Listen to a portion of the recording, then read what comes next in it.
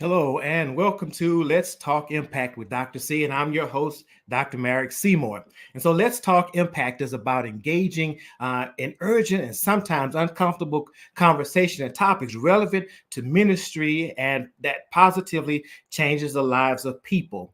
And what's discussed here on Let's Talk Impact could make the difference between your ministry's success or its regrets.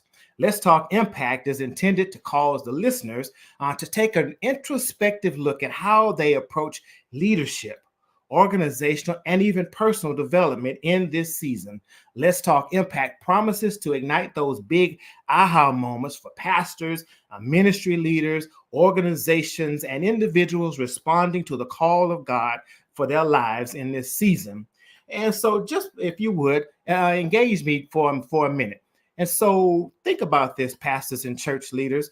Do you ever feel like the congregation is not engaging at the level you envisioned?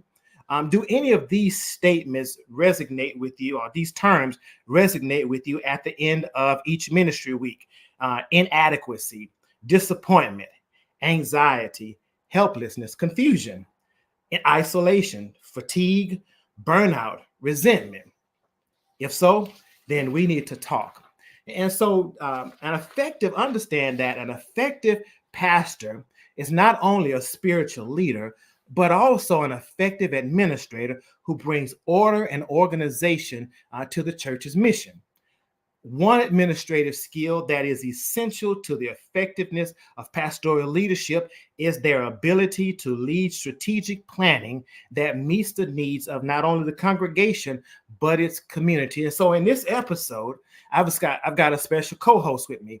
He's none other than the one and only Reverend Elgin Orton. He's the proud pastor of the City of Zion Church of Columbus, Ohio. He's a pastor extraordinaire, an organizer, an educator, a leader, an administrator, an innovator. Man, he is a change agent. And so, welcome, Pastor Orton. How are you? Amen of God. I am doing well. Good to be with you on this afternoon. Well, evening now. Awesome. And so during this time together, Pastor, we'll talk about the pastor's role in leading strategic planning. And so our conversation today is designed to make the theory of leading strategic planning applicable and practical to pastors and even church leaders. And so, if you would, as a guiding question, why don't you tell us about who is Elgin Orton, or who's Pastor Orton, and tell us about those exceptional ministry accomplishments of yours. Well, I think the best way to start this off is to say that I am the son of Deacon Matthew and my deceased mother, Lenora Orton. I am a third generation preacher. My grandfather, my uncle, and I think I had another uncle that he just didn't want to accept his call. So, but I'm a third generation preacher. I've had the wonderful privilege to pastor the City of Zion Church. This August will be 19 years. Wow. That I have been the full-time pastor there, and it has been pretty much like anybody's experience with pastoring ministry. I'm sure we all have different stories. To not even sound like I'm talking about myself. I really, at the end of the day, I'm nothing but a servant of God. Mm-hmm. And I love what God has called me to do. First of all, to be able to serve God and to serve people, and I love what I do. And then I believe also that I'm graced to do what I'm doing right now. We've accomplished quite a bit over these 18, soon to be 19 years, and I'm gonna tell you, I cannot take any credit to myself. I would be a fool. To be on this live and say Elgin accomplished all of it by himself. No, but just a little bit of feedback on us. Our church has grown tremendously, and especially within the last 6 months. When I took over the ministry, the church was actually in its final stages of closing its doors. Wow. And it dwindled down to it was less than 20 members. And this was my grandfather's church. was less than 20 members. And so we've recently crossed over the 1,000 mark Amen. in our membership. So our church is growing, and where we are right now, the Lord is continuing adding to the ministry. In those years, we've been able to launch about 20 or so different ministries within the church that serves not only our congregation, but also serves our community as well. Just not even just your basic women's ministries, youth ministries. We have one ministry is called Focus on Family. And in that, we offer parenting classes, we offer mentoring classes, we offer grief counseling classes. You know, it's a whole list of things that we kind of cover. So we've had 20 so different ministries. We've been able to establish like our board of elders, our board of trustees, which, you know, you already know how that governs, you know, the church. And those individuals are very strategic in the implementing a lot of the things that we do, you know, within the ministry. And the list goes on and on. You know, we've been able to license like probably literally over about 60 or so ministers. We in our ministers, our MIT school, ministers in training, we just launched earlier this year our School of the Prophets. Wow. And we have had probably a little over 30 people that are not necessarily walking in the office of the prophet, but they may have either the gift of prophecy. So those are pretty much classes. They're set up to train people in their gifts. Man, I don't know where you want me to go and stop. Whatever, but, you know, well, Pastor, it really, you know, and I followed you for quite a while now, and I've watched how you have led Zion to this place, and unless someone gets the wrong idea that it just happened overnight, that it just popped up that way, or that you were handed a great thriving church. The reality is that it took more than you being third and fourth generation preacher. It took more than you being a faithful servant, but it took you being able to apply those leadership skills.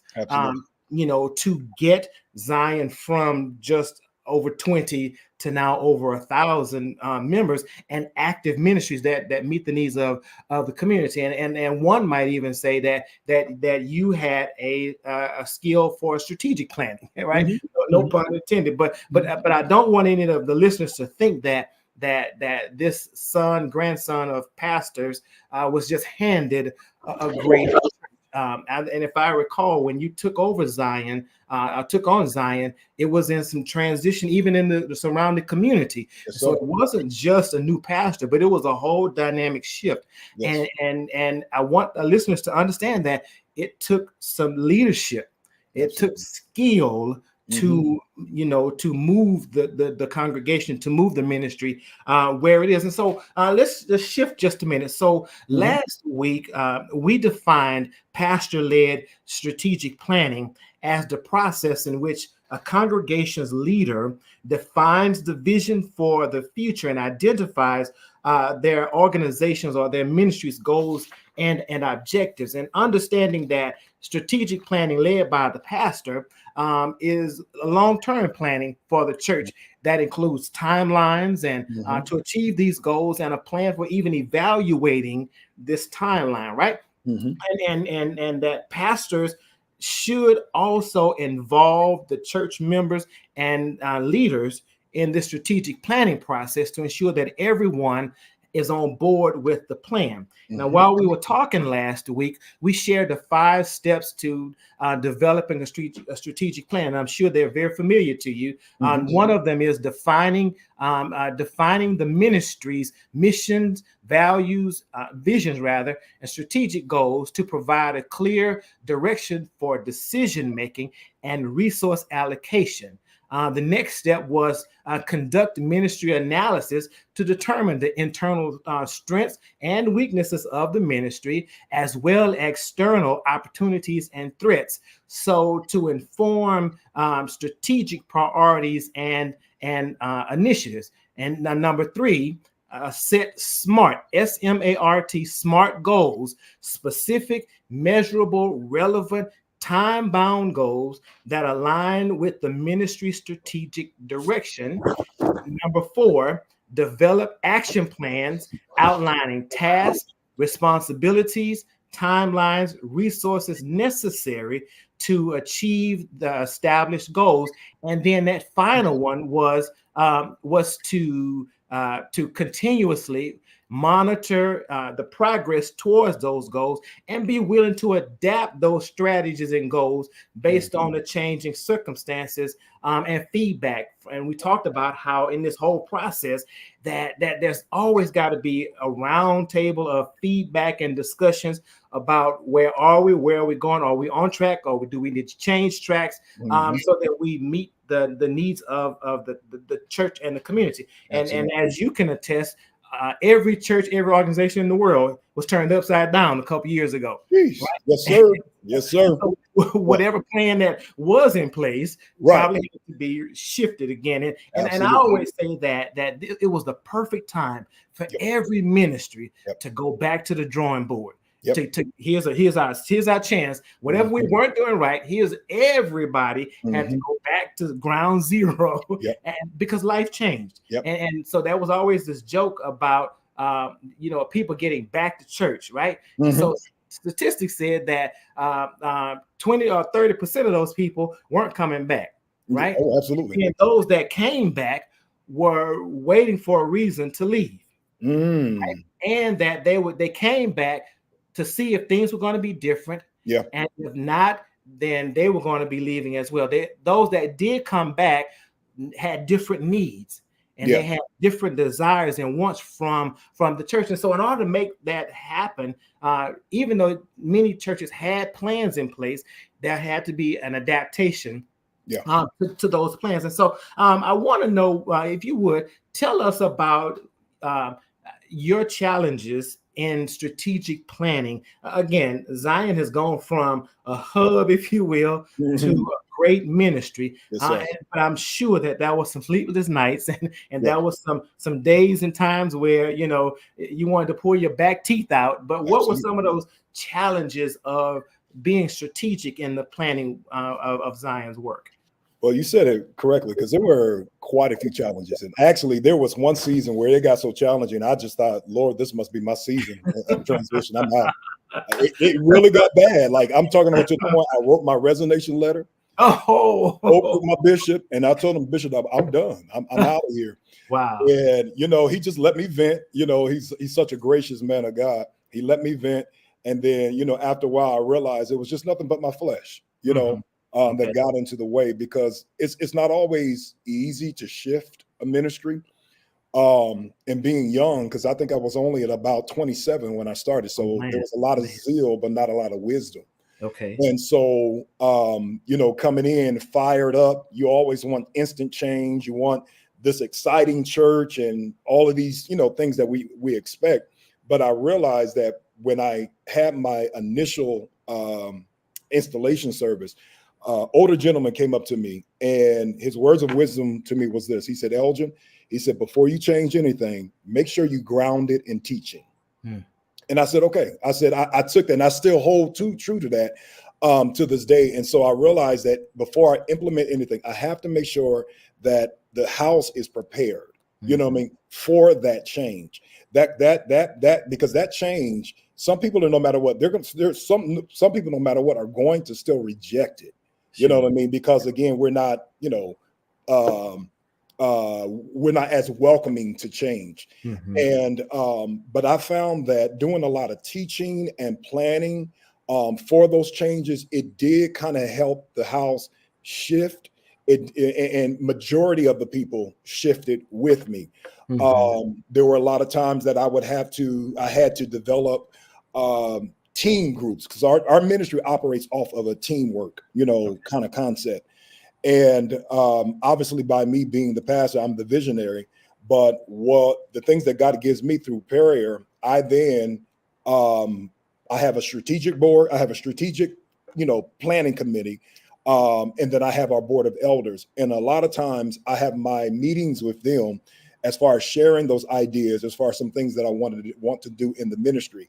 And I remain open, because sometimes I can come to those meetings and I have all these great ideas, but is it really, have we put legs to it? Have we put the structure to it? And all these things that need to be in place so that it can move, smoothly throughout the ministry. So I've surrounded myself with an amazing group of people that help me implement a lot of the things that we do within the ministry.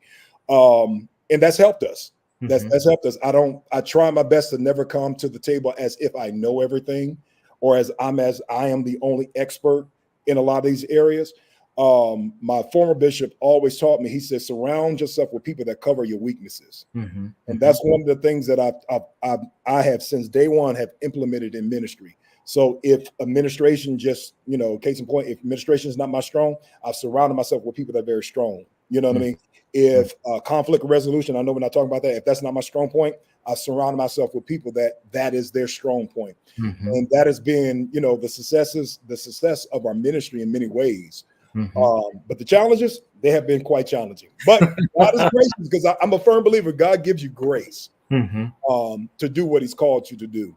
And if that grace wasn't on my life, I honestly would not be doing what I'm doing even right now. Yeah. So you touched on something. So this whole idea of knowing your strengths and knowing your areas of weaknesses, can you tell us, can you tell those that are listening, what did you learn from knowing here's what I can do and here's what I can't do? What did that teach you? Well, it taught me first, I think sometimes we have this notion that we have to know everything. Okay. You know what I mean? And we have to know everything, come to the table. And that I had to get that mindset out of me, because again, there's some things that I may never know. Some things are on the job. You know what I mean? But once I got away from that allowed me, or postured me in a place to be more receptive to other voices. You know, in the company of counselors, there's safety.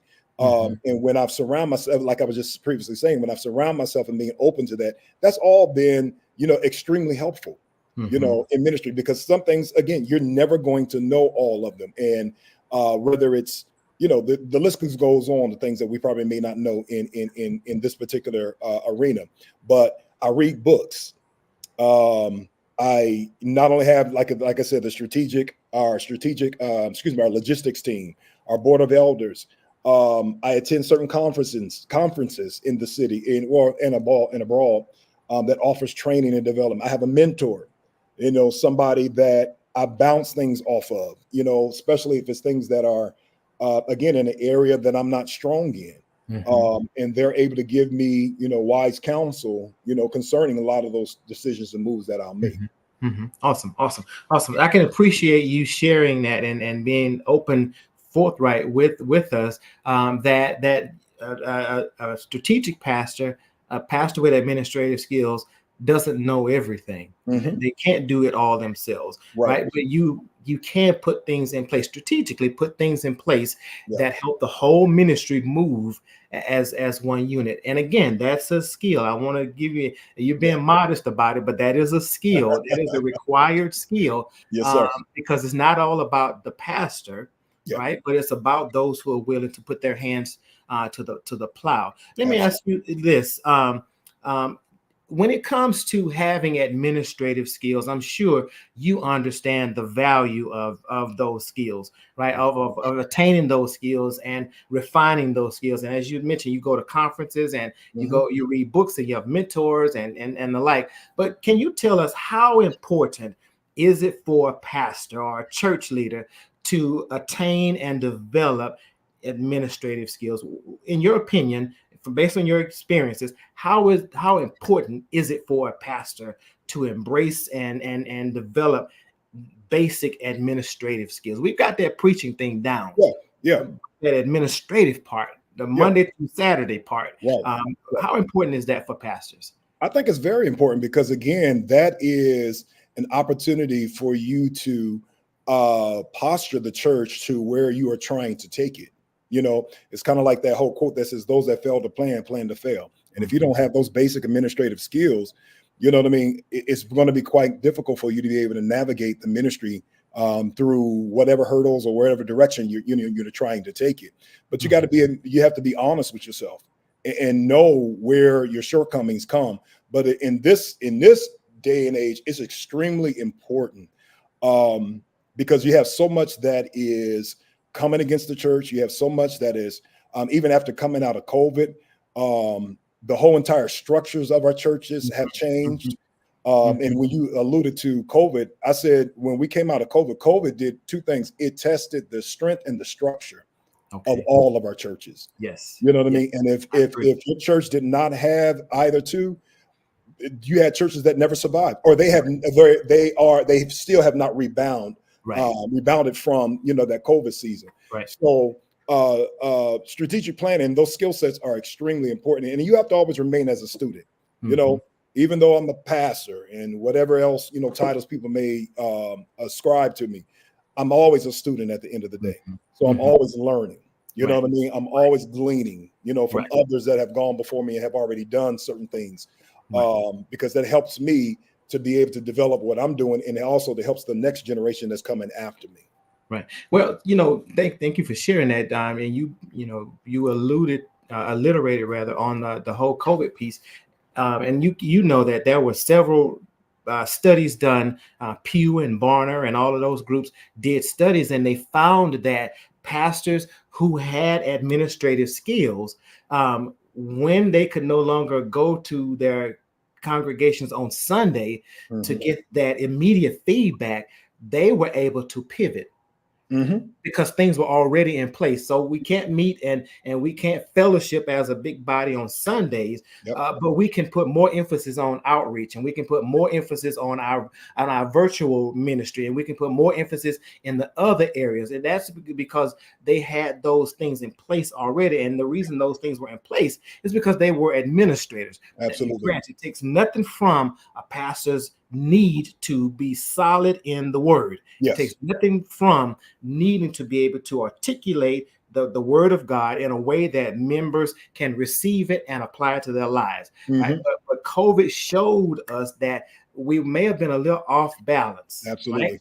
And those who had those skills that you mentioned were able to just simply turn and shift their resources to the areas that they could. And so it's important. I think I agree with you. I think it's important that a pastor be able to lead their congregations with some strategy, with some ability to say, this is the direction that we're going on. Let me ask you this. So I know that as a result of the great work that you're doing at Zion, City of Zion, many pastors ask you questions and how did you do this and what did you do, blah blah blah, on and on and on.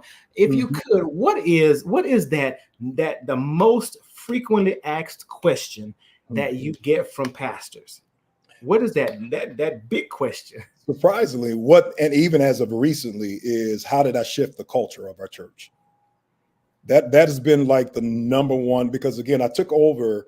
It was never like a traditional Baptist church. It was Baptist, but it still had, a charismatic flair, if I want to say that too. But yet and still its roots were Baptist. And so there were certain things that they were not as embracive of or as expressive in. And so the shifting of the culture, it really was challenging because, and even now, because how am I trying to say this? Because even though we shifted the culture, even right now, our church is still going through a cultural shift. And what I mean by that is we are currently changing the mindset of our church from being like a quote unquote Black church to being more of a multicultural church. But that has been the number one question, is how did we shift the culture of our church? And again, I go back to the original statement. I grounded everything in teaching. I didn't try to change things overnight. There were slow little things that I would implement, within the service, and people became more receptive of it. And that eliminated some opposition. It's crazy because my opposition really didn't come from within. A lot of my opposition came from without. Oh boy. Really, that's another podcast for another day. If I tell you what all I went through from some of these jokers in my city, woo! Oh man. But yeah, that's been because there's a lot of like in Columbus, there are a lot of our fathers in the ministry that are retiring. So we have a lot of pulpits that are vacant and soon to be vacant by the end of the year. And so you have a lot of young preachers that are being raised up, and they are seeing, they see where they want to take the church. Some of them glean, from my ministry and from other ministries within the city. And because Columbus is a very strong Baptist city. And so they've asked me over and over again, how did you change it? How did you implement these things that, cause the church to be able to move in another direction? So that's been the number one question I've been asked a lot. Awesome. So I was listening as you said earlier that you are always a learner, right? And as a learner, what's next for you? What's next for Elgin Orton as pastor of this church that's already demonstrating great work as it pertains to your skills and abilities? What's the next ring of capacity are you reaching for? That's a good question. I mean, there's a couple of things. Like I just recently released my new book, The David Within. And so I'm now an author, which is exactly, which is the first in my family, which is an awesome accomplishment. So I'll be having my release event on the 28th of June. And so that is one of the areas that I'm going to be pulling a lot of my time and attention in, as far as on a book tour and all these other wonderful things for the next 6 months. And I'm actually working on my second book as well. My goal is to have that one published and released by the end of the year. And so that's one area. And then also another area is I have a desire to go back to school. I really do. I actually want to get my doctorate in theology, and I also want to get a degree in psychology as well, because I'm always fascinated by how the mind works, and both of them go together. You know what I mean? So ultimately, probably by next year, I don't want to do it this year because, again, I want to get through the stages of where we are right now with the church. But next year is my goal, prayerfully, is to go back to school as well. Awesome, man. So first of all, I want to congratulate you on getting that first book out. Right? I know the challenges of getting over the hump, because you open yourself to the world. Yes, you open all of your privacy, those things you've kept in yourself. You open them to the world, and so congratulations on that. And I know the second book is going to be awesome as well. Tell us one more time the name of the book and where we can find it. It is the City of Zion Church, and it'll be available on Amazon June the 14th, and as well as you'll be able to go to my website, edioministries.com. It'll be available. You can order through the website as well. Awesome. Can I add one more other thing to what you just stated too? As far as future, one of the other things too I'm working on now is my succession plan. And stop right there.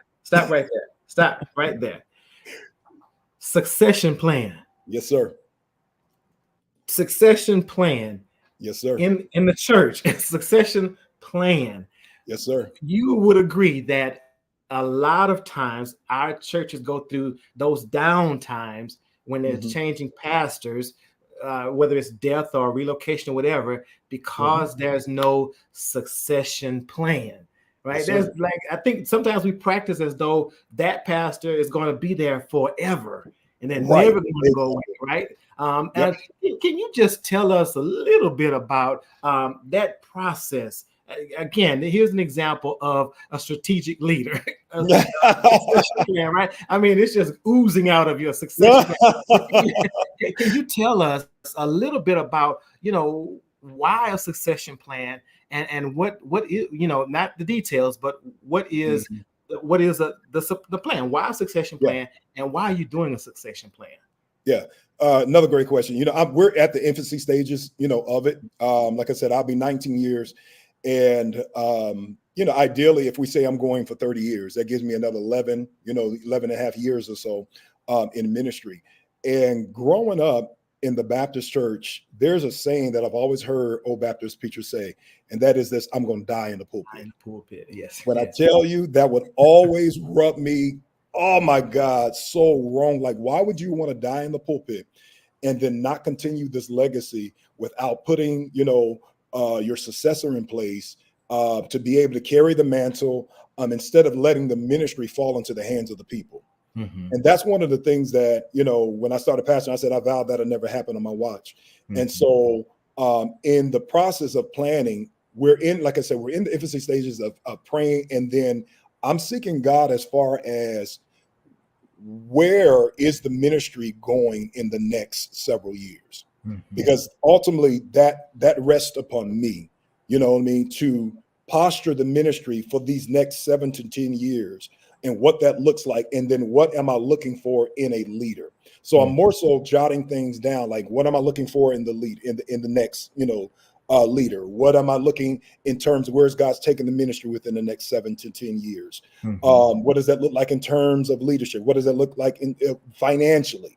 You know what I mean? Is the church preparing to be able to present a package, you know what I mean, to the next successor? So there's so many different parts of it that is right now working, and we're at a good time, you know what I mean, to start planning that instead of waiting to the last minute, because I'm not going to do this. And, I've made it known to our church. I'm not going to do this for 40, 60 years. That's not God's plan for my life. No, you know what I mean? I'm still involved in ministry, but pastoring, no, I'm not going to be doing this for no 40 years. Absolutely. Wow. Well, again, Pastor, you're sharing with us, just constantly examples of how you are a strategic leader.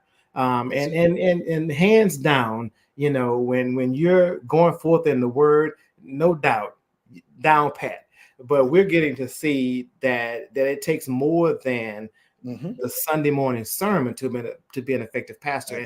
And gosh, you just kind of blew my hair off about the strategic planning going to the next level with succession planning. And so I wonder if you would, if that was one thing, say a pastor wants to jump on board and get this administrative skills piece down, this strategic planning, but I don't know where to start. What's one thing that a pastor today could do to start down the path of being the leader of strategic planning? I'm big on mentorship. If there's somebody that you admire in terms of their whole structure of ministry, get under them, follow. I mean, because I have, again, my Bishop Timothy Clark, First Church of God. He is my bishop. And I have a mentor. These are individuals that have thriving and successful ministry. My mentor is in Atlanta. My bishop is here in our city. And their ministries operate at a high level of excellence. And so their mentorship to me has been very valuable. And not only that, but again, it starts with, this is just the informational age. There's really no reason for any of us to be walking around ignorant.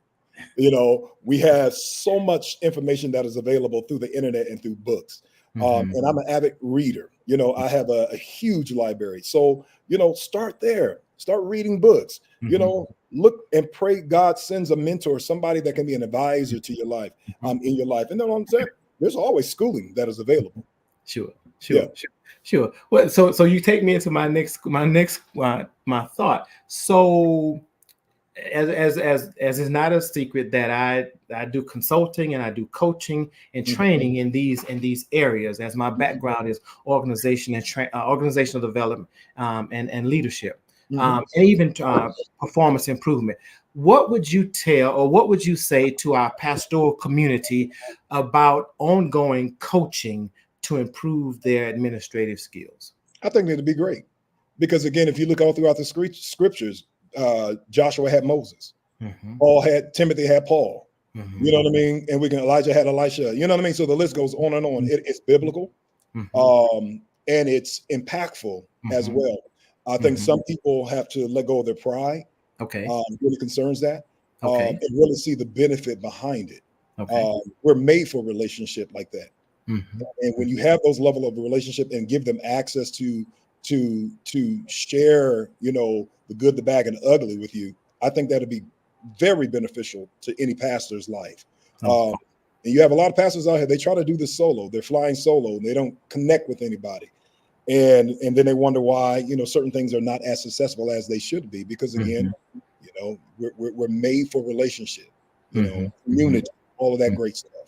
Awesome. Thank you so much for sharing that. And again, thank you for sharing your insight, your lived experience is as a leader, as a thought leader, as an administrator. And as a result of our time together, many pastors are going to say, gosh, where can I get more information? How can I find this Reverend Elgin Orton? He seems like he's got it going on, and I'm wise enough to know that what I see on the front might not be the whole story. How do I get to? So if you would, Pastor, tell us, how can someone far near, how can they find you? How can they see what's going on under your leadership over at Zion, City of Zion? Yeah, thank you. I'm on Facebook, Elgin Orton. I'm on Instagram as well. I'm on TikTok, and all of them are, under my first and my last name. My email address is elginorton@gmail.com. I do everything very simple. And then also as well, you can always contact the church. Our ministry, the City of Zion Church, and our telephone number 614-253-6166. If ever, someone wanted to get a hold of me, have a conversation with myself, I'm more than willing to share. I'm an open book to anybody that wants to know or learn or just need insight on any of these things. Yes.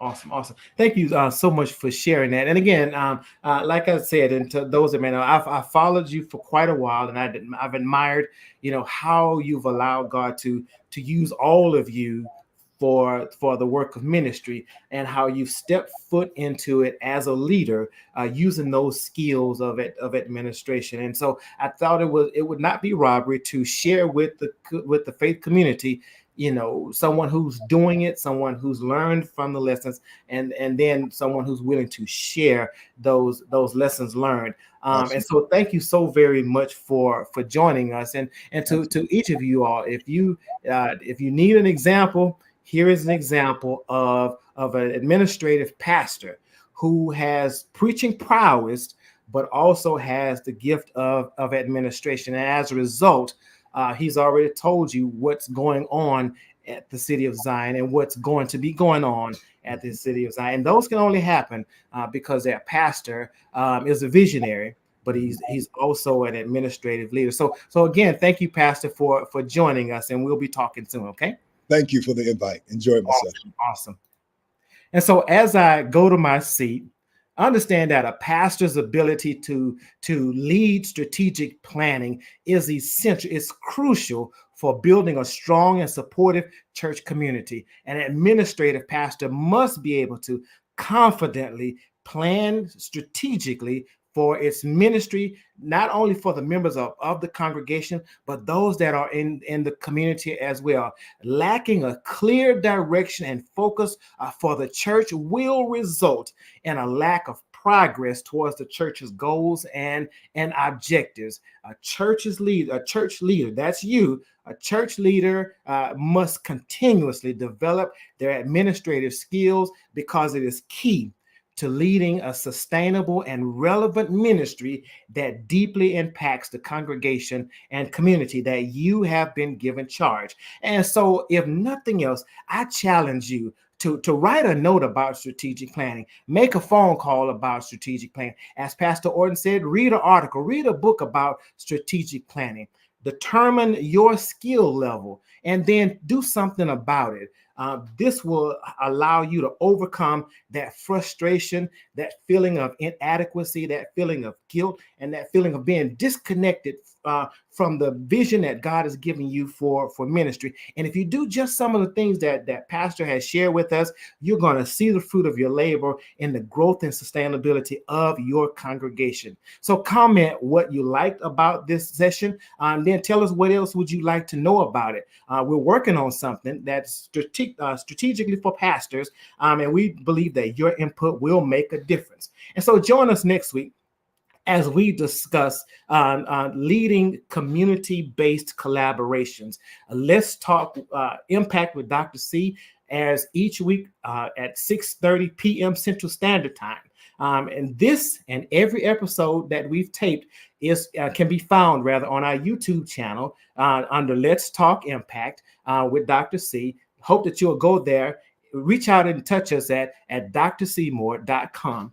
And so again, I want to thank you. Thank you again for joining us on Let's Talk Impact. Until next week, remember that what you do has far greater impact than what you say. Be blessed.